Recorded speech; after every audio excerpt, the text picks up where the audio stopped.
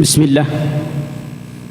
Wassalatu wassalamu ala Rasulillah wa ala alihi wa sahbihi wa barik wa sallim wa man tabi'ahum bi ihsan ila yaumiddin wa ba'd. Ikhwati biddin, azzani azakumullah. Siang hari ini kita berbicara tentang keikhlasan. Pembicaraan pada waktu yang sangat melelahkan. Biasanya orang kalau sudah makan, itu yang paling enak itu tidur. Itu pertama. Ditambah lagi waktu kita juga waktu yang paling bagus untuk tidur. Ditambah lagi kesempatan kita ini adalah kesempatan yang terbaik untuk tidur. Semalam saya katakan bahwa majelis taklim adalah majelis tempat obat tidur yang paling nikmat. Ya, obat tidur yang paling nikmat. Orang yang susah tidur datang majelis taklim, insya Allah dia akan bisa tidur. Tetapi hari ini tidak. Antum harus bertahan dengan keadaan demikian. Bertahan, membuka mata. Ya semoga tidak seperti Master Bin lah ya, yang pakai-pakai apa? Pakai-pakai korek api. Tidak lah, atau salah. Ya. Tetapi antum harus tahan dalam keadaan seperti itu. Ya. Apa yang antum usahakan ini dan kita usahakan hari ini, semoga ini amalan yang ikhlas karena Allah Subhanahu wa taala.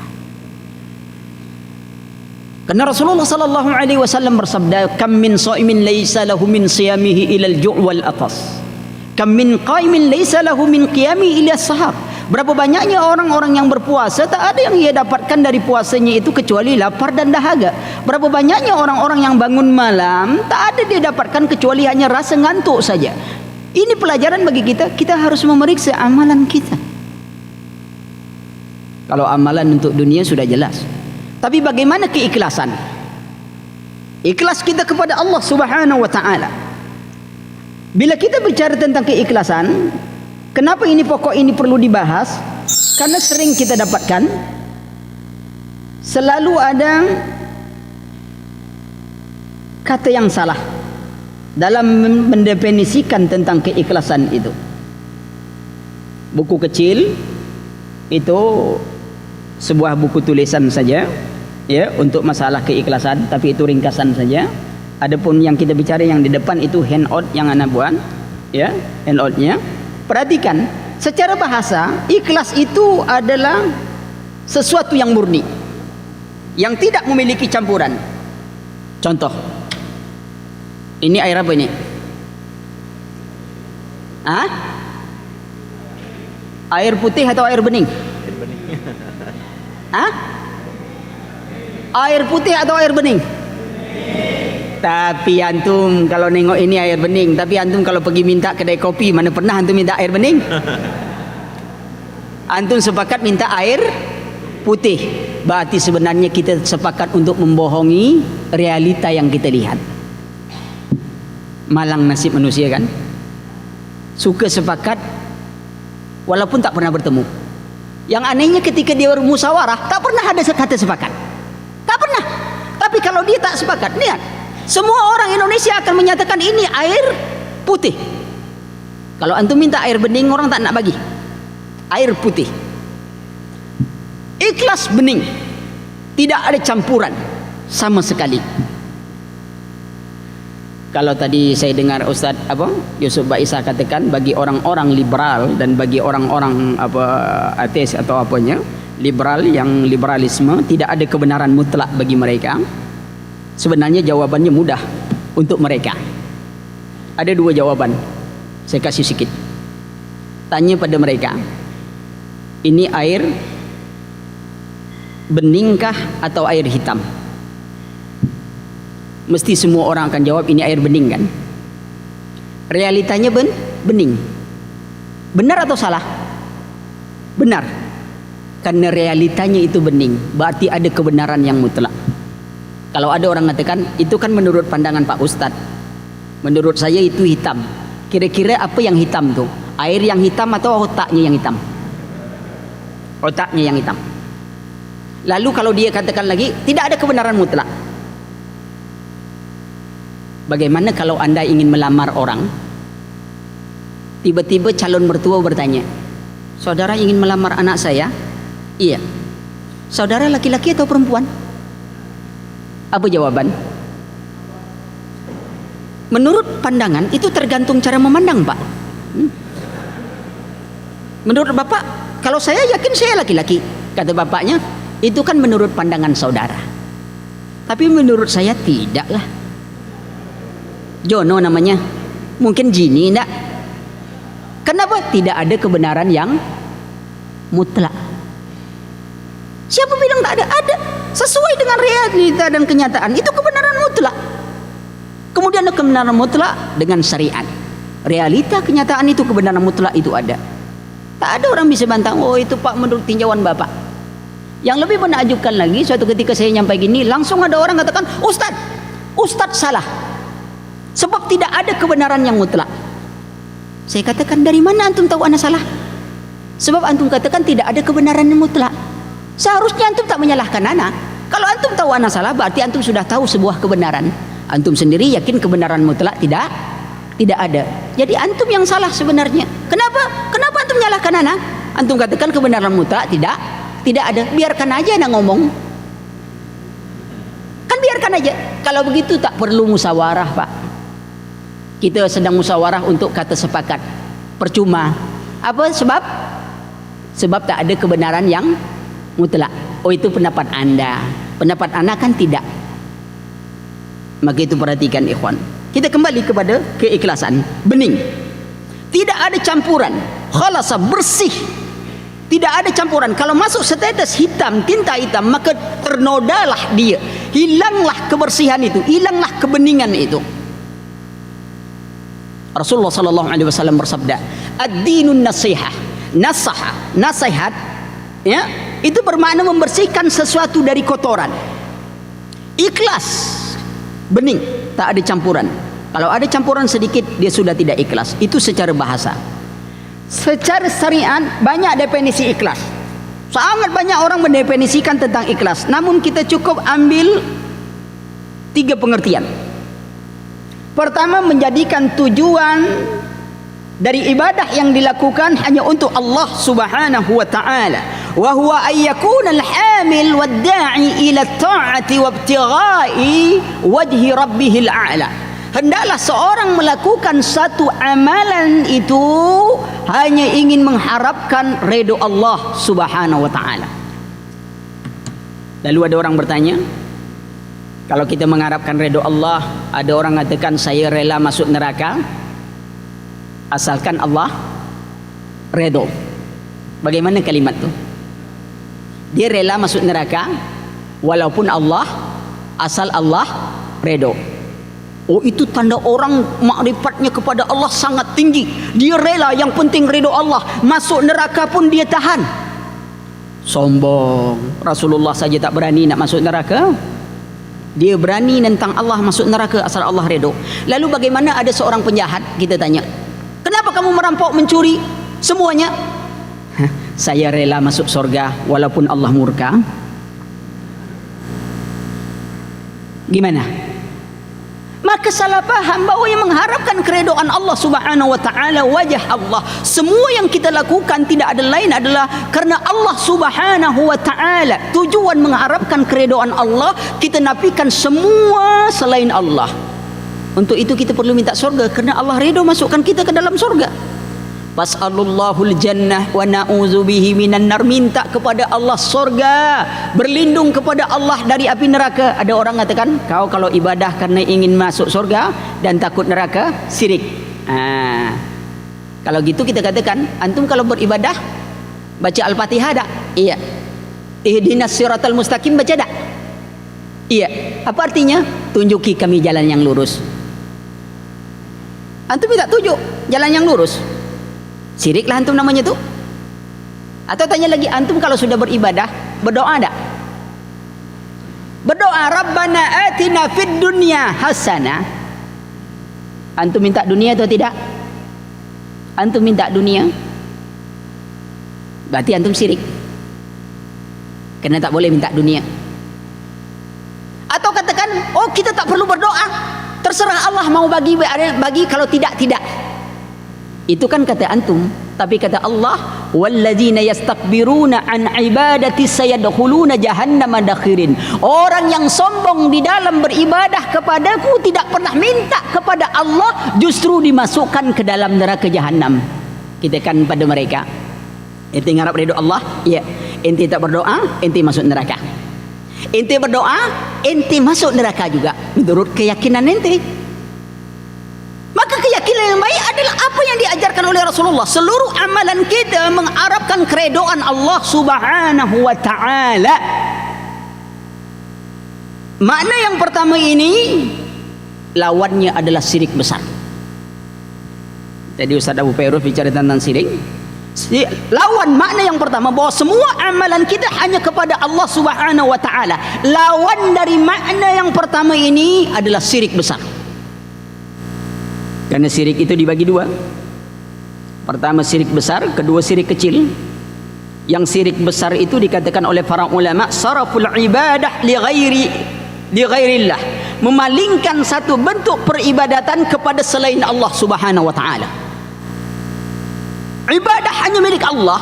Kalau kita palingkan kepada selain Allah Subhanahu wa taala, ketika kita diharuskan beribadah dengan tujuan mengharapkan ridho Allah Subhanahu wa taala, tapi kita tidak melakukan ibadah kecuali untuk dunia dan kepada dunia, jatuh kode syirik. Taklah berinfak kecuali dia untuk apa? Tujuan dunia. Kalau anda berinfak 10.000, insya-Allah Allah ganti dengan 100.000. Kalau anda infak 100.000, nanti Allah ganti dengan 1 juta, 10 kali lipat. Ada sebuah kisah yang menakjubkan. Seorang pedagang goreng pisang yang rajin memberi sedekah dengan sebuah pisang kepada seorang minta-minta. Setiap hari 1 goreng pisang. Tidak berapa lama hilanglah sang peminta-minta. Setelah 20 tahun ternyata sang peminta dulu yang muncul kembali, tetapi ternyata dia sudah jadi konglomerat. Akhirnya mengenang jasa penjual goreng pisang, sang konglomerat baru ini mengumrohkan orang yang selalu menginfak goreng pisang itu. Manajemennya, kalau dihitung-hitung jumlah goreng pisang 1 hari 1 dikali dengan 20.000 dikali harga pisang goreng dikali biaya umroh sebanding, ternyata Allah menggantikan 1 goreng pisang itu beratus kali lipat. Semenjak itu pedagang goreng pisang rajin berinfak goreng pisang untuk umroh, tapi dia tak mau lagi berinfak 1 goreng pisang. Dia mau umroh tahun depan, dia berinfak 20 goreng pisang. Ada yang lain tak mau lagi, dia mau sebulan saja mudahan bisa umroh, berinfak 30 sampai 40 goreng pisang. Apa kisah di situ? Apa hikmah kisah itu? Semangat berinfak, Allah kasih pahala berlipat ganda dan didapat umroh.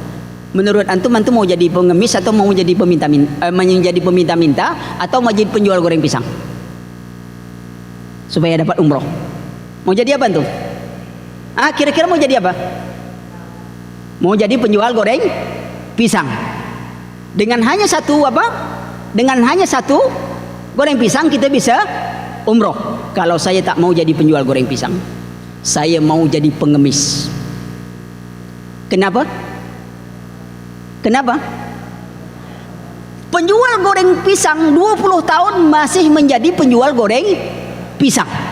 Saya yang minta-minta 20 tahun jadi apa? Wah, itu semangat kita jadi peminta-minta nampaknya, nak. Salah niat. Tujuan kita Allah. Semua ibadah, bapak-bapak semuanya kerja di perusahaan. Saya tanya, ikhlas apa tidak? Pak dokter lah umpamanya, jadi dokter ikhlas apa tidak?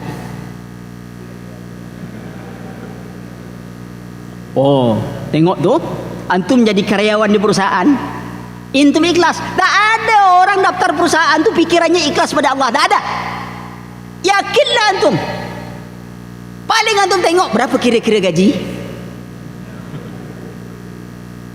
Iya atau tidak? Iya. Tapi ikhwan, kesalahan pemahaman ini yang perlu kita luruskan tuh. Sehingga kita kalau diminta ikhlas, selalu saja kita berat menjawab saya ikhlas. Kenapa? Yang ada di benak kita, ikhlas itu tak boleh dapat tak boleh dapat ganjaran, pokok hanya dari Allah sajalah, upah tak boleh, ini tak boleh. Ya tak ada orang bisa ikhlas, ikhwan. Tapi ana contohkan sebuah kisah. Suatu ketika datang seorang Mesir memikul barangnya berat. Lalu dia lihat seorang tua di sebatang pohon dengan baju compang-camping. Lalu dia minta, "Pak, kemari. Ada apa? Tolong bawakan barang saya ke tempat saya. Nanti saya upah sekian." Sang bapak tadi langsung mengambil dan memikulnya. Lalu dia bawa. Setiap jumpa orang di jalan, orang selalu berkata, "Minggir, gubernur lewat." Setiap lewat, gubernur lewat, pinggir. Akhirnya orang yang berjalan tadi memikir-pikir, siapa yang jadi gubernur nih, kata dia. Akhirnya dia bertanya, "Ya, siapa gubernur?" Kata yang ditanya, "Yang mikul itu gubernur tuh. Yang mikul barang saya tuh gubernur." "Iya, itu Salman Al-Farisi." Wallah, gubernur kerja jadi tukang pikul. Allah, kita kadang kuda tukang pikul aja berjalan macam gubernur. Gubernur jadi tukang pikul, ikhwan. Akhirnya yang nyuruh nih macam kita lah, terkejut lah. Maaf Pak, saya tak tahu Bapak gubernur lah, ini biarlah saya bawa.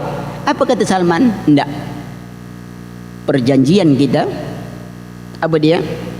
Saya bawa barang sampai ke tempatnya dan Anda memberi upah. Ikhlas tak Salman Al-Farisi? Dia ikhlas. Anda bukti ikhlasnya, dia penuhi syarat perjanjian. Begitu sampai tugasnya selesai, dia menuntut upahnya. Karena dia telah menemui syarat itu. Karena Allah menyuruh penuhi perjanjian itu. Yang memberikan juga, yang memberikan tugas itu juga langsung membayar upahnya. Bukti dia juga ikhlas memberikan pekerjaan. Bukankah Rasulullah katakan, bayarlah upah buruhmu itu sebelum keringatnya kering. Jadi bapak-bapak kalau kerja mintalah usahakan kantor tu tak pakai AC gitu kan. Sebab kalau pakai AC tak berkeringat. Nanti kalau ditanya pakai hadis, orang tak nak bayar sampai keringat kering. Awak kerja di ruang AC berkeringat juga, kata dia. Tak berkeringat tak dapat gaji. Lebih baik tak pakai AC, jadi keringat terus supaya gaji bisa terima. Tak bisa. Tapi itu ikhlas. Maknanya apa? Kita bekerja, urusan janji gaji itu adalah hubungan kita dengan manusia. Ketika kita sudah memenuhi syarat dan rukunnya, yang syarat itu tidak menyalahi syariat Allah, kita kerjakan dengan ikhlas, dengan menjalankan itu, tidak ada pengkhianatan di situ. Penuh kita tuntut. Itu buktinya. Masalahnya kadang-kadang kita kata ikhlas. Apa bukti ikhlas lagi? Contoh gini. Ada orang kerja perusahaan, suruh masuk jam 7, dia masuk jam 8. Setiap hari dia lakukan begitu. Gaji 30 juta. 1 bulan umpamanya. Tahu-tahu setelah gajinya itu dipotong, setelah sebulan dia nerima upah. Karena dia selalu masuk jam 8, 1 jam dia potong, taruh dia dapat 20 juta. Ketika dia terima gaji, dia tengok, kenapa gaji saya 20 juta? Kan perjanjian 30. Lalu yang mengatakan, perjanjian kita 30 kalau Anda bekerja dari jam 7 sampai waktunya. Sekarang Anda bekerja mulai dari jam 8. Ada 1 jam yang Anda buang, maka uangnya tidak kami berikan. Kalau dia ikhlas kerja, apa dia lakukan? Dia terima tak gaji 20 juta? Dia terima. Iya, berarti saya tidak memenuhi itu, antum kurangi hak antum. Tapi ketika dia sudah penuhi semua hak, kenapa mengurangi? Anda kerja tepat waktu dan semuanya. Lalu dia katakan, antum harus bayar ini. Ikhlas tak dia? Ikhlas juga. Kenapa? Dia sudah memenuhi syarat syaratnya. Lalu antum yang memberi pekerjaan, antum ikhlas, harus bayar dengan syarat perjanjian kita. Kalau sekarang disuruh ikhlas bisa tak kira-kira? Insya Allah mudah-mudahan kita ikhlas. Sehingga muncul nanti makna yang kedua. Apa itu makna yang kedua dari ikhlas itu? Membersihkan amalan dari komentar manusia dan apa-apa yang menjadi hal yang merusaknya. Ringkasnya, mana ikhlas yang kedua adalah membersihkan dari motivasi amalan itu selain Allah dan akhirat. Saya contohkan, ada orang pergi pengajian, dia suka kalau datang pengajian itu kalau yang datang itu ramai. Dia lewat masjid, dia tengok ke dalam, ada tak orang, tengok tak ada orang, memutar dia pakai motor. Yang satu datang lagi, ada tak orang, mutar lagi pakai motor, sebab belum ada orang di dalam. Akhirnya sampai 100 orang, nengok ada tak orang yang di dalam. Akhirnya 100 orang ni mutar aja dekat masjid itu terus, sebab belum ada orang di dalam. Karena motivasi amalannya adalah orang di dalam. Amalan kita harus bersih dari motivasi, dari perkataan orang. Kita tidak membutuhkan apa yang dikatakan orang, pujian orang, sanjungan orang, semuanya. Ini kita tidak memerlukan ini. Kita hanya memerlukan Allah Subhanahu wa taala. Motivasi amalan kita akhirat, kena redha manusia, ghayah tak mungkin kita capai. Mustahil ya ki. Nasruddin Hoja, bukan Abu Nawas ya. Nasruddin Hoja. Ya cukup orang cerdas. Suatu ketika dia ngajak anaknya melakukan satu amalan. Anaknya katakan, aduh pak, macam apalah nanti kata orang atau kita gini kan. Itulah pak, nanti apa pula dikatakan orang. Setiap diajak beramal, dia selalu mengatakan apa kata orang. Kita juga gitu kadang kan, ngamalkan ini nanti apa kata orang. Akhirnya kita dikata-katain orang, sebab kita kata apa kata orang. Jadi dia ajak anaknya, ayo mari kita jalan. Dia bawalah keledai. Keledai dibawa, bapak, anak bawa. Sampai di jalan jumpa orang. Apa kata orang? Ini anak beranak orang bodoh, ada keledai tak naik? Nasruddin bilang, nak, naik nak. Sampai di jalan lewat, tengok orang lagi, anak kurang ajar. Dia naik di atas keledai, bapaknya turun bawah. Apa Nasruddin bilang, nak, turun nak. Bapak naik. Baru lewat sikit, tengok lagi orang, bapak tak punya perasaan. Dia di atas keledai, anaknya jalan kaki. Nak, naik nak. Berdua naik keledai. Lewat lagi orang, orang tak punya perasa kehewanan. Keledai kecil naik berdua. Turun lagi. Nak, kita ikat ajalah keledai ini. Naik salah, turun salah, kita ikat, kita pikul. Baru dipikul, nampak lagi orang. Orang gila, ada keledai kenapa tak dinaiki? Wallah. Lalu Nasruddin katakan pada anaknya, nak, gitulah kita kalau beramal kena orang. Semuanya salah. Maka itu jangan beramal kena orang, beramal kerana Allah. Masalahnya kita selalu tak baik sangka kepada Allah. Kita selalu buruk sangka kepada Allah. Kita menyangka kalau Allah dan Rasul memerintahkan akan memberatkan diri kita, sehingga kita memilih, kalau yang ini amalkan, kalau yang ini tidaklah. Kan manusia itu selalu berpikir terbalik pak. Berpikir terbalik. Ini agak terbalik juga berpikir mana tuh? Berpikir terbalik.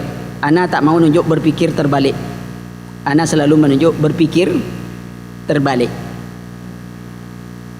Apa itu? Apa yang diperintah bisa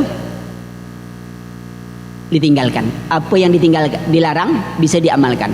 Contoh, samping rumah kita ada tanah kosong, belum ada sampah, belum. Saking semangatnya kita, akhirnya kita buatlah pelang. Dilarang buang sampah di sini. Kira-kira apa yang terjadi? Banyak sampah atau tidak sebelah tu? Banyak sampah ya ki. Belum antum kasih merek dilarang buang sampah di sini, sampah belum ada. Begitu ada merek dilarang buang sampah di sini, menumpuk sampah dekat situ. Memang aneh-aneh manusia. Perempuan disuruh berpakaian, panjangkan pakaian, dia pendekkan pakaian itu. Buat tengok antum, lain yang disuruh, lain yang dia kerjakan. Kemarin saya katakan Islam agama mulia, maslahat, dia muliakan wanita. Tengok tuh, Islam muliakan wanita, lalu diberikan pakaian rapi, tak boleh nengoknya kecuali mahramnya, itu dimuliakan wanita. Tapi wanita tak mau mulia, ditengokkan pada orang. Ayam saja, ayam betina tu tak pernah lewat depan ayam jantan tu buka paha. Tak pernah pak. Entahlah kalau antum pernah nengok, anak belum pernah nengok di sana. Paling-paling di tempat penjualan ayam, itu pun dikubah atau dicabut, dah dipotong. Tapi nengok ayam, walaupun dia tak berapa mahal, tapi harga dirinya cukup mahal tau. Harga dagingnya murah, 15.000, 20.000 sekilo, tapi harga dirinya mahal. Dia tak nengok lewat depan ayam jantan, you can see, tak ada. Dia tutup rapat-rapat tuh. Walaupun dia tak pakai, ayam tu kan binatang paling malang di dunia. Wanita nakal di kampus, ayam kampus. Kita yang tak pakai sepatu, tak pakai sandal, dipakai bilang kaki ayam. Burung yang kena pelu, yang kena sembelih siapa? Ayam juga. Apa pasal? Begitu capek nelurkan, sapi punya nama, telur mata sapi. Itu kan punya ayam, bukan punya sapi. Nah, ada gitu telur mata sapi. Mana pernah antum pergi makan, Pak? Tolong sediakan telur mata ayam, tak dibagi orang. Telur mata sapi, memang nasibnya malang.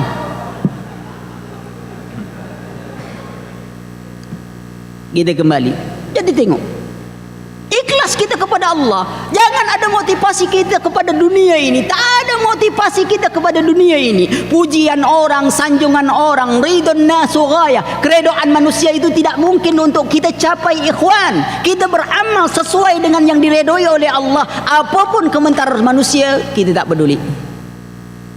Masalahnya kita selalu nunggu komentar manusia. Ada orang saking inginnya pujian manusia, setiap berinfak nama suka disebut. Anekdot aja. Jadi suatu saat si Amin dengan si Ahmad berinfak. Amin termasuk orang yang rajin berinfak, tapi suka dipuji. Setiap berinfak nama mesti disebut. Kalau tak disebut, nah. Suatu ketika saking semangatnya solat Jumat, Amin berinfak 100 juta. Ahmad kawan akrab dia memang orang susah, berinfaklah 500 rupiah. Dia tengok, 500 rupiah infak, nak minta sebut nama, kata dia. Wah, ni kata si Amin. Begitu solat Jumat berdiri, imam baca Al-Fatihah sampai ujung, waladdallin. Apa kata orang? Amin. Yang infak tu si Ahmad yang besar, yang kecil si Amin. Amin. Ahmad tadi bilang infak 500 rupiah, semua orang masjid nyebut dia. Saya 100 juta tak ada yang nyebut, kata dia. Itu akibat bodoh yang dipelihara. Suka nak dipuji orang, nama orang. Jadi infak kerana Allah, jalankan kita kerana Allah semuanya. Nah, lawan dari makna yang kedua ini, itulah yang dinamakan syirik kecil. Yang pertama syirik besar, yang kedua syirik kecil. Lawannya diantaranya riak. Amal nengok manusia bukan main semangat. Kalau disoting orang nangisnya, wallah belum pernah nangis, hari itu dia paling banyak nangis. Kenapa? Nampak kamera. Tengok bapak kan penangis juga sebenarnya bapak ni, bukan main, sedih. Lalu orang katakan pula, mantap ustaz tu, kata dia. Ngapa? Bisa buat orang menangis. Kan orang kadang-kadang sering-sering salah faham. Kalau ada ustaz bisa buat orang menangis, mantap. Sebenarnya buat orang menangis itu tak susah, Pak. Iya. Antum nonton film India, kadang-kadang anak kita tu nonton film India, ngerti pun tidak dia. Nengok orang TV itu nangis, dia ikut nangis. Tak apa dinangiskan orang TV itu, dia tak apa nangis juga. Ini ngajak orang nangis itu gampang. Dia seperti orang naik kendaraan. Antum umumnya pergi Pekanbaru naik kendaraan. Lalu sampai di jalan, tengah jalan, dari Pekanbaru ke Padang, saking jauhnya selalu jumpa. Lalu antum katakan pada supir, "Per, tunggu sebentar lah, cari pom bensin." "Kenapa?" "Mau buang air." Nah, pas pom bensin berhenti. "Per, ngapa berhenti? Ngisi minyak atau tidak?" "Enggak, ini mau buang air." Lalu kata penumpang yang belakang, "Ngapa dia tuh buang air?" "Buang air juga lah." Ikut pula satu. Yang satu, "Kemana?" "Buang air." Ikut juga. Akhirnya semua yang ada dalam mobil itu semuanya buang air gara-gara satu orang buang air. Maka itu ngajak orang menangis, cukup satu orang yang memekik nangis, nanti semuanya ikut nangis lah. Kontak batinnya dengan tangisan. Tapi tangisan itu kan ulama kita ada 10 macam. Kalau ada orang bisa menangis karena Allah dalam setahun sekali saja, itulah banyak dah. Tapi banyaknya orang tak tahu apa sebab dia menangis. Orang nangis dia ikut nangis, orang ketawa dia ikut ketawa. Ketawakan orang awak juga. Perhatikan, itu makna kedua. Makna ketiga adalah persesuaian amalan seorang hamba antara zahir dan batin. Itu bukti, itu makna keikhlasan. Ya, sesuai amalan zahir dan batin. Kadang-kadang amalan zahir tak sesuai dengan batin. Dididik, maka itu Ramadan didik kita kan mantap tuh sebenarnya. Dididik jiwa kita Ramadan, dalam keadaan sendiri kita taat pada Allah, dalam ketaatan orang ramai pun kita ingin taat pada Allah. Tengok dalam taat berdiri sendiri, kan taat kita pada Allah. Cubalah tengok, ya, kalaulah pas dekat berbuka kita baru beli udang galah, lah setahun nak makan udang galah, baru itu pula dapat udang galah murah pula lagi. Isteri kita pandai masak udang galah goreng presto, dipres sampai minta tolong bunyinya, itu namanya presto, tolong kata dia saking pekan. Digoreng, sudah itu diletak di meja makan. Sudah dilihat diletak di meja makan, istri pergi, anak pergi, tinggal kita berhadapan dengan udang galah. Mata udang tu masih melotot aja mandang kita, tahu. Ini sedang puasa ni, kira-kira apa yang kita lakukan? Antum nak matahkan? Paling-paling antum nengok, pakal aja lah, azan belum berbunyi. Dah. Kau sudah dipanggang orang pun lah dibakar, masih melototi orang juga, dah sekurang ajar. Tunggulah waktu buka, patahkan kepala kau. Tapi tak berani. Udang tetap senyum menang kita, takkan berani menyentuh pun tak berani. Lah lewat-lewat bolak-balik, udang masih melotot kita juga, kita tak berani. Kenapa kita tak berani? Di rumah kita, duit kita, barang kita halal semua kita lakukan. Kenapa kita tak berani? Karena waktu itu kita puasa, kita sedang menjalankan syariat Allah dan kita merasa diawasi oleh Allah. Pelajaran itu kita praktekkan tak setelah Ramadan? Lepas Ramadan tak dipraktekkan. Seharusnya kalau bulan Ramadan punya kita sendiri, di rumah kita sendiri, kita tidak berani mengambilnya lantaran dilarang oleh Allah dan kita tahu Allah mengawasi kita. Seharusnya di luar Ramadan kita lebih takut untuk mengambil milik orang lain. Tapi nyatanya habis Ramadan, belum habis, baru mulai habis saja tu, lah langsung pakai itu ustaz ceramah, keluar buang yang buruk, ambil yang baru. Pergi solat sandal buruk, balik sandal baru. Yang malangnya sandal ustaz pula yang kena pula lagi tu. Allah Akbar. Ustaz nak ngamuk, apa kata jemaah? Ngapa ustaz? Ini sandal saya baru beli, apa orang gini ni? Kata jemaah, ustaz, sabar ustaz. Teringatlah ustaz, dia baru ceramah tadi. Sabar, terpaksa sabar. Nasib nama ustaz tu Sabarudin. Sabarudin tu artinya harus sabar. Kalau baru belajar itu Awaludin namanya. Kalau malam-malam itu yang terang bulan bisa kasih nama Nurudin. Kalau lahir siang boleh namanya Samsudin, gitu kan. Terserahlah apa nama. Tengok keadaan ini, amalan kita hanya karena Allah Subhanahu wa taala.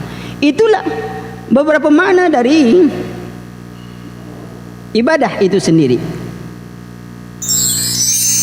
Kemudian arti penting keikhlasan di dalam kehidupan kita ini.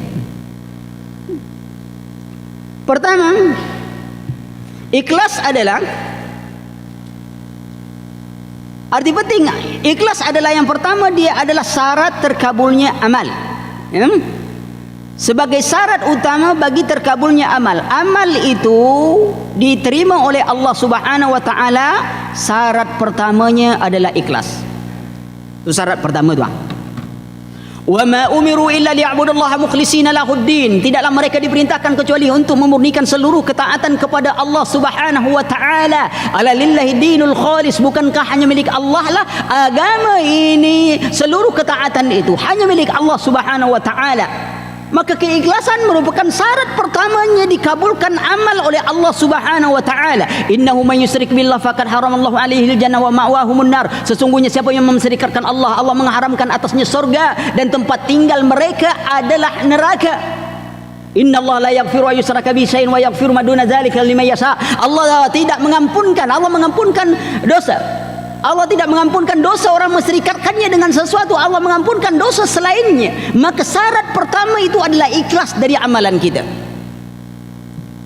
Beratnya ikhlas di mana letaknya? Di mana letak ikhlas? Hah? Di mana letak ikhlas? Dalam hati, dalam jantung? Hah? Dalam hati, dalam jantung? Ada orang tua bilang jantung hatiku, tapi anak dia, inilah jantung hatiku kata dia. Anaknya di luar, jantungnya di luar. Jantung hatiku kata dia, anaknya di luar, hatinya di dalam. Inilah jantung hatiku, jantungnya di luar. Nah, ikhlas letaknya di mana? Hah? Di jantung. Oh iya. Lalu kalau ada orang ganti jantungnya dengan jantung buatan,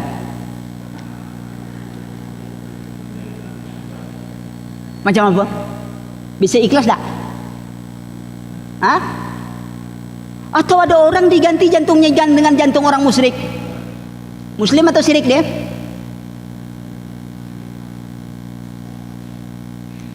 Definisi itu pun tak salah. Kalau ada memaknakan kulub itu dengan makna jantung, tak salah.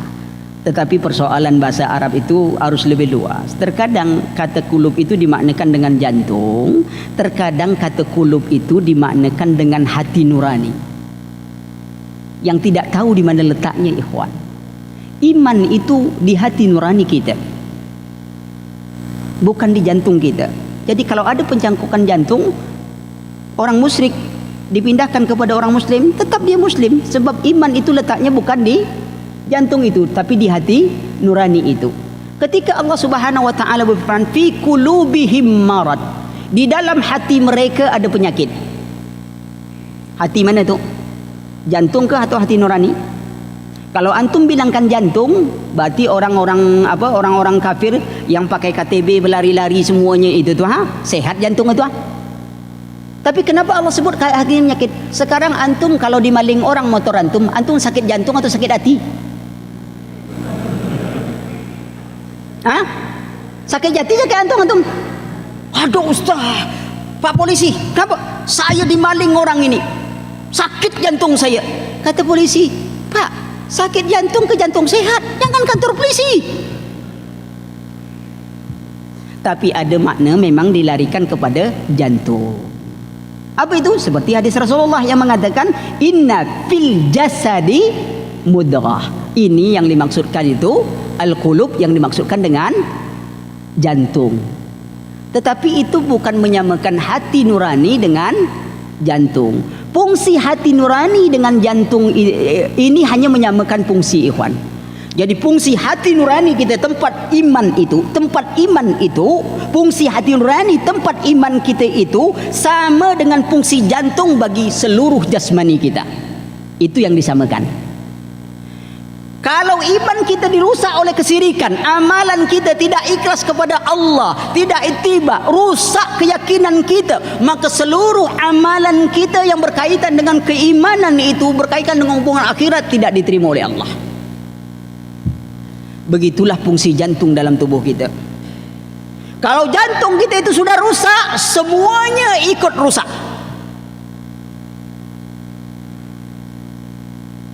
Hati nurani makamnya keyakinan. Jantung tempatnya pikiran, tapi bukan alat berpikir. Tuan, itu beda-beda tuan. Nanti kita boleh bahas kalau antum ingin bahas itu. Sebenarnya tak perlu dibahas, tak ada bedanya. Ya. Sebab antara jantung dan otak itu dia dua seperti alat. Sumber, saya sering umpamakan gini, jantung kita itu adalah dalam hal berpikir, dia adalah asas pemikiran. Yang menjalankan program pikiran ini itulah otak. Ketika otak itu sudah dapat programnya, dia kasih sinyal kepada jantung. Contoh, ketika jantung sudah mulai membuat satu asas bahwa dia nengok harus natap itu perempuan, natap, dia langsung kasih sinyal perintah kepada otak. Kata otak mulai berfikir jalan, macam apa nak nengok anak gadis ni. Tu dia. Otak kasih jalan, dia kasih sinyal untuk melihat. Orang melihat dengan apa? Orang melihat dengan apa? Orang melihat dengan otak.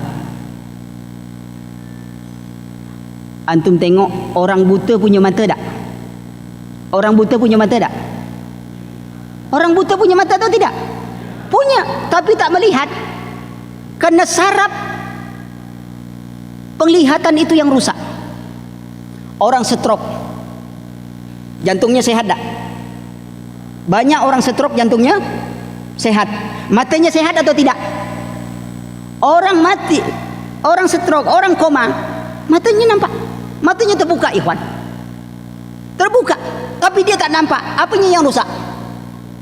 Saraf penglihatannya rusak.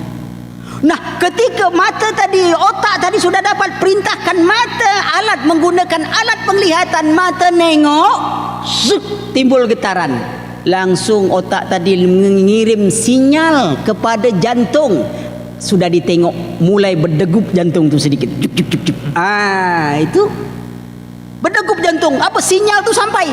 Kalau sinyal itu terputus, tak ada degupan jantung. Maka itu orang yang cangkok jantungnya diganti dengan jantung buatan, dia tak punya perasaan. Tak punya perasaan. Antum lihatlah penelitian-penelitian. Tak punya perasaan, tak ada rasa takut, tak ada cinta, cemburu, tak ada. Tapi pikirannya tetap berjalan. Sinyal tu tak sampai, putus. Sebab jantung buatan itu hanya dibuat untuk memompa alat-alat pembunuh darah. Tak ada, tak bisa orang masukkan perasaan ke dalam jantung buatan. Tak ada perasaan takut ini itu. Mompa saja. Ini lihat. Begitu jalan. Dah.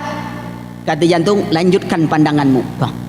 Mulai mandang, nanti berdegup-degup. Pas dia mandang pula, zup, langsung bertolak belakang berdua itu.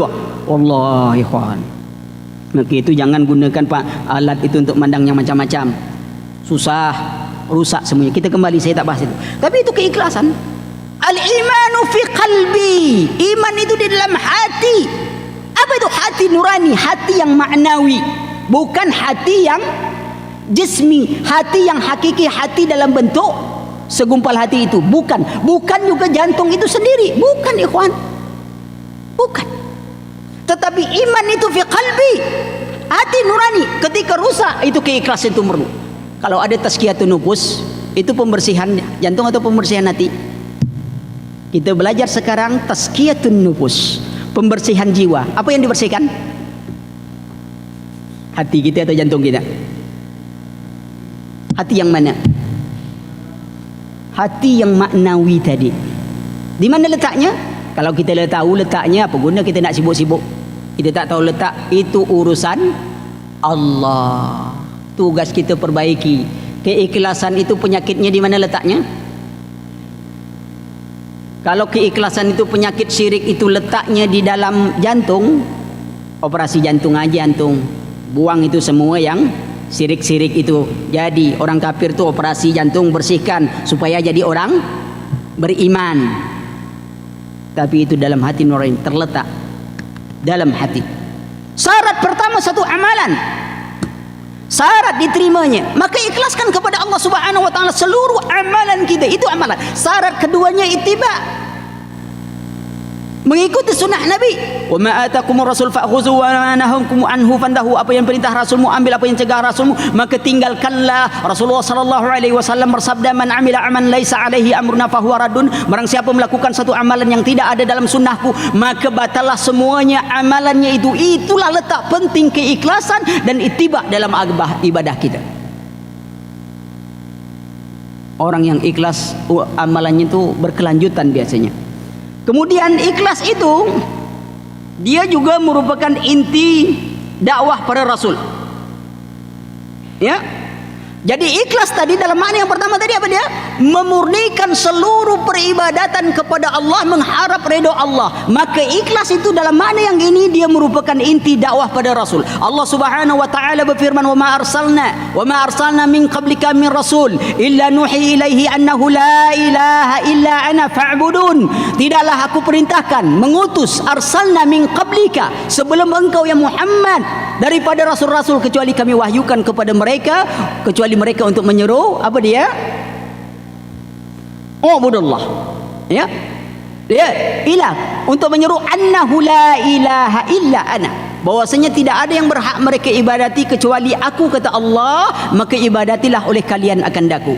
Di ayat lain Allah Subhanahu wa taala berfirman, "Walaqad arsalna Nuhan ila qaumi faqala ya qaumi ibudullaha ma lakum min ilahin ghairu." Sesungguhnya kami telah mengutus Nuh kepada kaumnya, lalu dia berkata kepada kaumnya, "Wahai kaumku, ibadatilah Allah, karena tidak ada yang berhak kalian ibadati di langit dan bumi ini kecuali Allah Subhanahu wa taala." Wa ila 'adin akhahum huda qala ya qaumi ibudullaha ma lakum min ilahin ghairu. Kemudian sampai wa ila samud akhahum salih, semuanya mengatakan ma lakum min ilahin ghairu. Dalam bahasa Arab begini Pak, Rasulullah sallallahu alaihi wasallam menyeru kita dengan lafaz lain. Apa seruan Rasulullah? La ilaha illallah.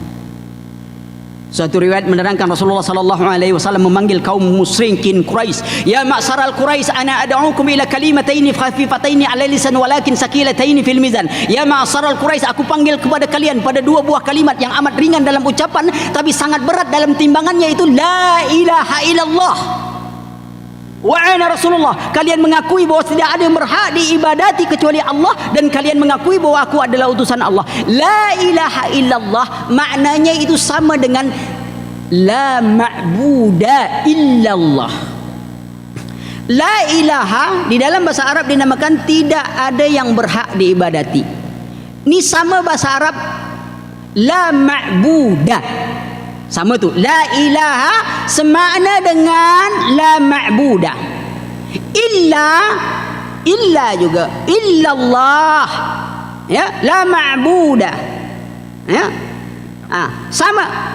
Ya qaumi ibudullah ma lakum, sama tu, ma lakum min ilahin, ini semakna dengan la ilaha. Ghairu itu sama maknanya ilah. Hu kembali kepada Allah Subhanahu wa taala. Maka seruan Rasulullah sama dengan seruan para anbiya wal mursalin.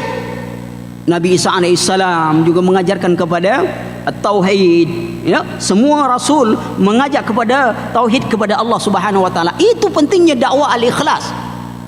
Memurnikan seluruh peribadatan kepada Allah Subhanahu wa taala. Dan itu banyak diterangkan di dalam Al-Quranul Karim. Ya. Kemudian disebutkan lagi banyak ayat-ayat tentang keikhlasan kepada Allah. Yang ketiga, dia adalah ruh amalan. Ruh amalan. Amalan kita itu harus punya ruh. Sampai hatta dunia pendidikan pun dia punya ruh, Pak. Ruh amalan itu adalah ikhlas. Allah Subhanahu wa taala berfirman, disebutkan oleh Rasulullah sallallahu alaihi wasallam dalam satu hadis, Dalam satu hadis Rasulullah sallallahu alaihi wasallam telah menyebutkan kepada kita, innallaha la yanzuru ila suwarikum wa amwalikum walakin yanzuru ila qulubikum wa a'malikum. Sesungguhnya Allah Subhanahu wa taala tidak melihat pada bentuk. Dalam riwayat lain sebut, innallaha la yanzuru ila jasamikum wala ila suwarikum walakin yanzuru ila qulubikum. Allah tidak melihat pada bentuk tubuh kalian, jasmani kalian, tidak lihat kegantengan kalian, tidak juga lihat harta kalian, tapi Allah melihat kepada amalan kalian, hati kalian. Makruh itu kalau hatinya tidak bersih, tidak mentaatkan Allah, amalnya tidak terima oleh Allah Subhanahu wa taala. Apa nak kita tengok gagahnya kita? Secantik-cantik kita, Pak, kalau adalah ratu tercantik sejagat, atau ada laki-laki, tak salah laki-laki, sebab kita laki-laki semua. Kalau laki-laki tertarik sama laki-laki itu susah, ya, itu orang tak normal namanya, nak, ya. Orang tu kalau pernikahan ini bukan nak main anggar, ya. Perhatikan, ada ratu tercantik sejagat, dia mati, lalu salah satu tangannya dipotong, diletak etalasi, ada tak orang nak beli? Tak ada, Pak. Burung merak dicabut bulu ekornya tu, dijual, ada tak orang nak beli? Dibeli orang tak? Gajah mati, diambil gadingnya itu, dijual orang, dibeli orang atau tidak? Dibeli. Sirip ikan hiu dicari orang lebih baik beli siripnya daripada makan daging ikan hiu. Jadi tak ada nilai kecantikan. Titel jabatan tak ada dipandang Allah. Titel itu baru muncul abad-abad ke-18, abad 17, diawali dengan sebuah universitas yang dibuat oleh orang Yahudi di Bologna. Dia berikan gelar magister kepada, ini bukan menghalangi orang punya titel, jangan salah paham pula. Yang saya ingin tekankan tu, jangan terlalu bangga dengan titel. Aristoteles tak sekolah, Plato juga tak taman SD, Anaximander juga tak taman SD. Tetapi titel jabatan itu tak ada juga guna kita banggakan di hadapan Allah. Kalau ada air aqua tu, botol tu, Sanpon apa nama, letak di situ, tertulis dulu Profesor Dr. Insinyur Ali Ahmad DLL. Saking panjangnya gelar tu, payah lagi pakai DLL lagi. Tapi isinya tu air liur. Kira-kira ada nak beli air liur saya tu? Tak ada nak beli. Burung walet. Air liurnya berapa sekilo dibeli orang? 20 juta. Tak tamat kuliah, profesor, liurnya tak dibeli orang. Jadi apa nak kita banggakan? Kita makan kopi, lah tu kita luakkan lagi kopi tu. Ada tak orang nak beli? Itu bukan kopi luak, Pak, namanya kopi awak. Kalau kopi luak tu, luak yang makan kopi sudah ditelannya, dikeluarkan, dia dibeli orang tak tu? Dibeli. Cuba kita nelan kopi, telan kopi, dikeluarkan, tak ada orang nak beli. Tengok kopi luak dengan kopi awak saja tak dihargai orang kopi awak. Tak ada guna nak bangga-bangga dengan pangkat jabatan kedudukan. Tak ada di sisi Allah. Allah tak lihat itu bentuk tubuh cantik kita, tak dilihat oleh Allah, tapi pada amalan kita dan hati kita. Itulah keikhlasan kita kepada Allah. Tak ada harga kita kan? Tak usahkan itu. Saya pernah Sulawesi, diajak kawan, saya tengok ada di situ jual taring gigi ikan duyung. Saya tak tahu duyung yang mana dia dapat tu, sehingga dia ada jual gigi ikan duyung. Yang saya heran waktu itu, saya terfikir gigi ikan duyung tu harganya, Pak, kalau tak salah sekitar 300 ribuan lah waktu itu saya tengok. Yang terfikir di otak saya waktu itu apa? Ini gigi ikan duyung aja berharga 300 ribu lah kita taruh, ya. Gigi kita wallah tak ada harga sama sekali. Tapi kadang-kadang kita mengurus yang tak berharga tu lebih mahal daripada mengurus yang berharga. Coba tengok, nyemen gigi, mana mahal dengan nyemen rumah? Mahal semen gigi, Pak. Coba semen gigi itu diganti dengan semen 3 roda atau apa, murah. Kawat gigi, mana mahal dengan kawat jemuran? Coba kawat gigi itu diganti kawat jemuran, kan murah sebenarnya tuh. Dan kita pun kalau sakit gigi, ya, lalu habis sakit sehat sedikit kita cabut gigi kita, cabut, saking dalamnya gigi itu sudah apa, cabut, digoncang-goncang, dikasih goncang lagi, tap tercabut. Sudah selesai, kita nak bayar, diterima tak kalau kita bayar dengan gigi tadi? Maaf Pak Dokter, berapa batang gigi tadi tercabut? 2 Pak. Potong aja Pak Dokter, kata neng. Gigi itu agak mahal sikit, 200.000 lah saya tawar gitu. Berapa Pak? Potong aja. Langsung kepala kita kena ini orang sehat apa tidak? Tapi gigi ikan duyung tadi dibeli orang. Ini saya gambarkan apa? Sangat perlu keikhlasan dalam jiwa kita. Karena tidak ada yang bisa kita banggakan dalam hidup ini kecuali keikhlasan, keimanan kepada Allah. Amalan kita, keimanan kita, itulah dinilai di sisi Allah Subhanahu wa taala. Diri kita, jiwa kita, kecantikan tidak ada nilai. Maka itu kalau kita nengok sini, kita jadi aneh nengok orang yang sombong. Kata cucu Rasulullah Zainal Abidin, aku sangat aneh melihat orang yang sombong pada dirinya itu. Apakah dia sadar dia tu dulu dari setetes air mani yang hina? Kalau dia pun mati, dia jadi bangkai yang hina. Ada tak orang nak beli bangkai manusia? Ini daging Ali, daging Ustaz Ali, daging Ustaz Ali. Tak ada orang nak beli. Sebentar aja mati langsung dikuburkan orang. Ikan sarden Pak, berapa lama di dalam kaleng tu masih dibeli orang. Ikan teri matinya berapa lama lah mati, dibeli orang. Apalagi teri Tanjung Pinang, banyak orang nak beli. Tak usah itu, otak kita dikeluarkan, ada tak orang nak beli? Tak ada. Otak-otak banyak orang beli. Manusia nak bangga-bangga sombong. Kalau dia berjalan, dia cuma bawa kotoran.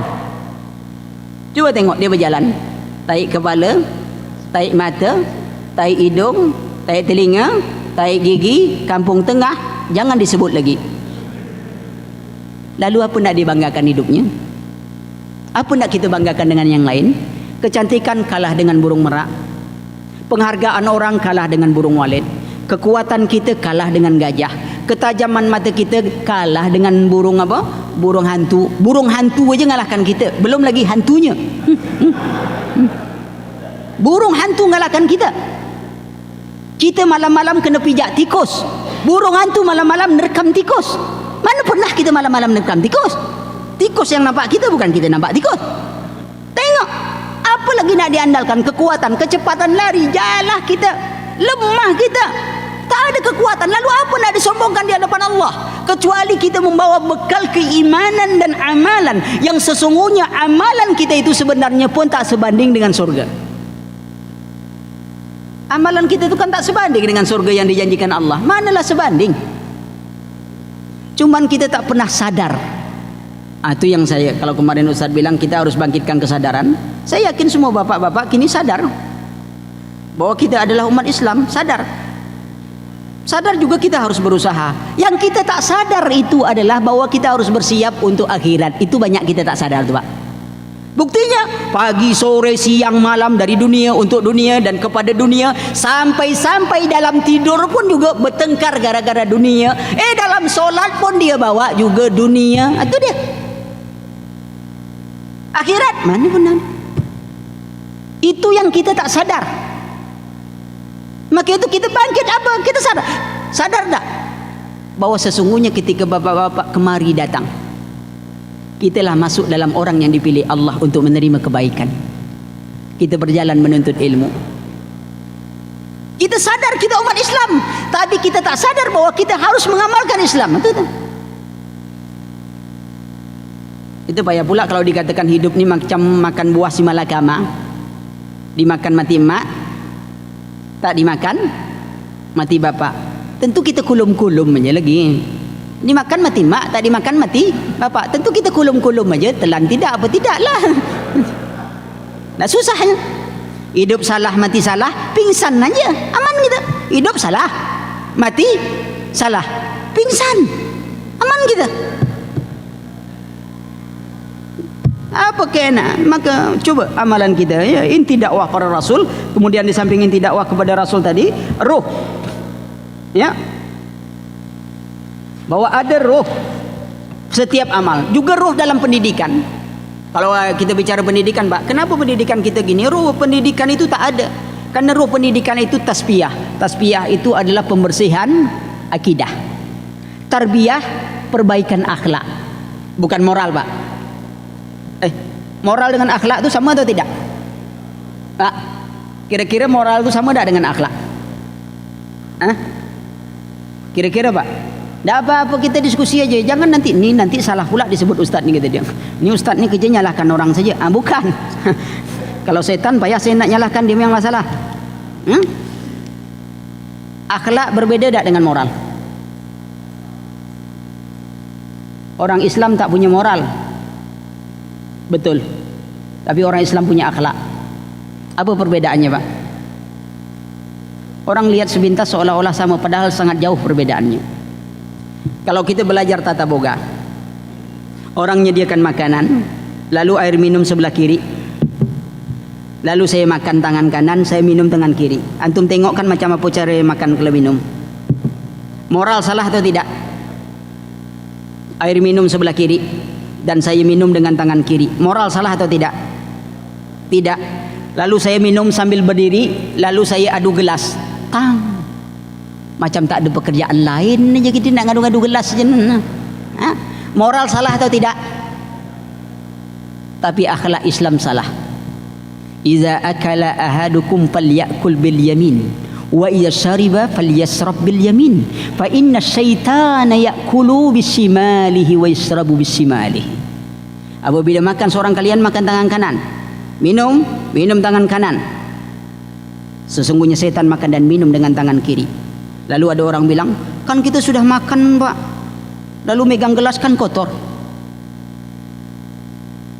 Antum kan disuruh minum air, bukan suruh nyelupkan tangan ke dalam air. Kan antum disuruh minum air, dan gelas itu kan sudah makan, kan dicuci juga. Apa masalahnya? Kalau tangan antum kotor, kenapa antum makan pakai tangan?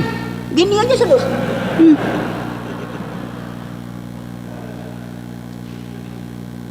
Suruh tangan. Kecuali antum disuruh adu-adu gitu lah, tuh diminum gitu. Enggak lah. Minum air tangan kanan. Bukan disuruh celupkan lepas makan tuh lalu kau minum macam itu. Enggak. Tangan kanan. Oh, tak bisa. Orang tak bisa minum dengan tangan kanan itu hanya kena kesombongan. Masa dia bisa ngangkat kopor tangan kanan, gelas kecil ini tak bisa angkat? Tengok. Salah akhlaknya. Satu lagi moral. Seorang anak SMA atau mahasiswa, si fulan, datang menemui fulanah. Masing-masing biasanya pakai jilbab, yang satu biasanya kalau pergi kuliah pakai peci. Mereka berdua ini sedang apa biasanya remaja itu? Pacaran, bukan, ta'aruf. Ya. Dia kini sudah tak ada lagi remaja Islam itu tak ada lagi pacaran. Ta'aruf. Jadi kalau malam minggu itu dijodoh dia apa itu, tak ada lagi orang apel, yang ada pawai ta'aruf. Yang ada pawai ta'aruf, sehingga ta'arufnya luar dalam. Semua ialah di ta'aruf, sehingga begitu menikah dia bingung apa lagi nak dibuat. Yang begini sudah, yang ini sudah. Dalam ta'aruf tu semua dia sudah buat. Rupanya yang belum buat bertinju. Jadi malam pertama tu tak ada yang lain, bertinju aja di malam pertama. 3 bulan bercerai dia. Kenapa? Semualah dibuat dalam rangka ta'aruf. Anak remaja ini datang, Assalamualaikum Bu. Waalaikumsalam. Ada apa fulan? Ini Bu, kami ada belajar kelompok, saya minta izin membawa fulanah. Sang ibu dengan bangga, fulanah, ada bang fulan. Bang fulan? Bila pula ada dengan abang ni? Ni sama kuliah. Ya, fulanah ini bang fulan bawa jemput belajar. Ya pergilah. Begitu pergi, naik motor. Kata sang ibu, fulan, jaga itu fulanah baik-baik. Fulanah, pegang bang fulan baik-baik. Macam apa? Kayak apa pegangnya? Ransel. Sebab kalau kayak perangku, kalau hari hujan lepas. Kalau ransel, hari hujan makin kuat pegangnya. Allah, betul-betul kuat tuh, makin ribut angin tuh, makin kuat ikatannya. Dia pegang, belajarlah, janji balik jam 9, jam 10 balik. Waduh, ini kita lah terlambat nih. Si Pulan pandai. Pulan, ibu apa hobi makan? Anu bang, martabak Mesir. Inilah panggil abang adik aja nih. Umur sama, apa sama. Dia tak apalah. Kita beli martabak Mesir. Balik. Assalamualaikum bu. Kenapa terlambat? Maaf bu, tadi ada pelajaran tambahan. Dia tak tahu apa pelajaran tambahan tadi tu yang dibagikan tu. Apa akan membagi bibit anak atau tidak, tak tahu dia tu. Yang penting ada pelajaran tambahan.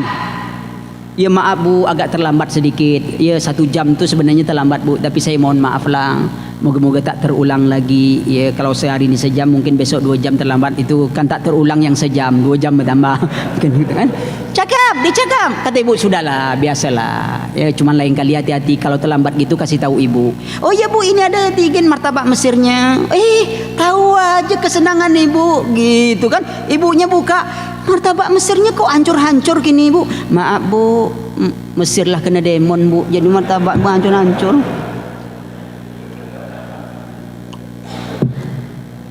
Allah musta'an. Moral salah tak? Moral salah tak? Sebab dia minta izin, ibu pun mengizinkan. Secara moral salah tak? Akhlak Islam salah tak? Salah. Tu dia. Maka kita pendidikan amal membersihkan ikhlas. Cuba je tengok dalam amalan pendidikan, kadang-kadang tak ikhlas. Ngajar anak untuk tidak ikhlas, semuanya amalan bukan kerana Allah. Ya, belum lagi pelajaran-pelajaran tidak memperbaiki akhlak. Kadang-kadang lebih banyak cerita, ya. Cerita bawang putih, bawang merah, cerita kancil mencuri timun, sehingga anak ditanya, "Anak-anak, kalian mau jadi apa?" "Mau jadi kancil, Bu," kata dia. "Kenapa? Kancil pintar, Bu." "Pintar curi timun." Sebab ceritanya yang itu tak pernah ceritakan para ulama. Akhirnya anak-anak mau jadi ni. Itu nasib baik masih ibu guru ngajar. Kalau sempat gurunya sinchan, tiap hari itu gurunya dipandang, jadi kurang ajar, jangan salah, gurunya sinchan. Tak ada pula pendidikan itu. Mana ada anak-anak kini yang mau jadi Imam Syafi'i? Enggak. Mau jadi apa? Doraemon. Oh, kenapa mau jadi Doraemon? Biar buat PR senang. Simsalabin siap. Nobita katanya. Allah, apa kerja manusia? Tengoklah, aneh-aneh aja pikir orang ini. Maka kita kembali bahwa keikhlasan itu sangat dibutuhkan dalam hidup, dalam pendidikan, dalam apapun. Kemudian juga dia inti adalah amalan hati. Tengok, dia inti daripada amalan hati. Keikhlasan itu inti dari amalan hati. Ya, amalan hati itu yang dimaksudkan adalah amalan hati nurani kita. Sebab kalau dikatakan jantung, saya berbeda. Kalau jantung itu adalah pusat pikiran, sumber, tapi daya gerak pikiran itu yang lain. Seperti Perdana Menteri. Saya ulangi lagi.